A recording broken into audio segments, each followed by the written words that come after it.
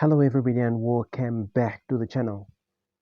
Today we are back again on this Russia-Ukraine war and some of the economic impacts that are going to be on the way. So basically we're looking at some shortages of essential commodities. As you can see at the moment, the things are becoming a little more expensive when it comes to essential commodities such as cooking oil. And very soon we're going to see flour, also baking flour is going to be a little more expensive, and other products like fertilizer that is utilized to grow the agricultural products.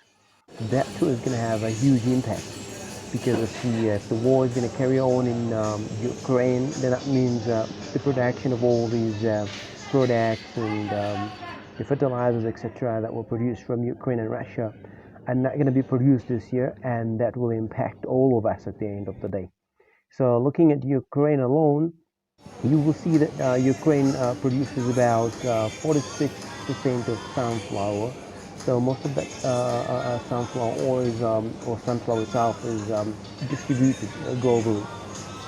That's where most of the cooking oil, like Exala, etc., which is manufactured by other corporations in Singapore and several other Southeastern Asian countries, and our cooking oils actually that are produced in Southeast Asian countries like Indonesia, Malaysia, etc.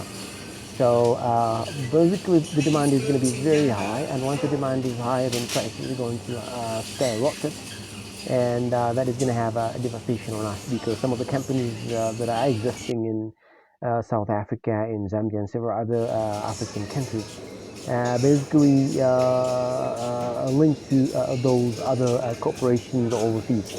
So the raw materials are going to be scarce and therefore expensive. Then that is going to trigger the prices to skyrocket and create some shortages. Because as we speak so far, you can see the availability of products in the supermarkets at the moment in South Africa and in Zambia. But mark my words, some of the suppliers are not supplying those goods at the moment. They're holding on to those goods. They're holding on to the cooking oil, and they're holding on to some flour. It's just a matter of time that these goods are going to run short in the shelves of the supermarket. And definitely, if you look at the prices have skyrocketed from last week to the past 2 weeks. So yeah, this is basically what is happening at the moment. And furthermore, you can still see what is happening when it comes to the prices of petrol or fuel in general, because Russia is not exporting anymore. One thing that you got to understand is that Russia is the second highest producer of crude oil in the world after Saudi Arabia being the first. So when Russia is the second, then definitely production of that crude oil, even though it's being produced, is not sold to the global market. So basically, that has triggered the price of the crude oil on the global market. If you look at the OPEC countries, basically they're not negotiating to bring down the prices because the demand is high and the demand is always there. So the prices of oil will just keep going up, and then we're gonna keep paying more money when we go to the filling stations. So that too is going to impact on and on all of us because the transportation of the food stock is gonna be expensive. And why should we compare or put our commodity on the market? We sell it in the rural areas of Sparta and other surrounding areas. It is also organic, special variety of groundnuts, and also sunflower that yield more of the cooking oil, which allows us to keep the low prices. It is also sold from smaller quantities to larger quantities. Smaller quantities as from sachets up to 25 liters container. It also very tasty and it contains vitamin E. Our plan actually is to provide 1,850 kgs of sunflower and groundnuts. So that's the example of what government should be doing at the moment.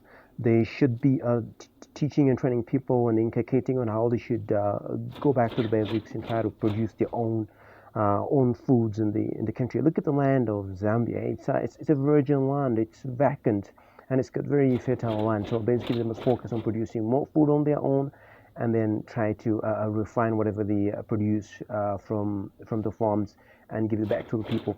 That is going to help the economy, as well as it's going to cover up on the shortages that are coming from, or that have stopped coming from overseas.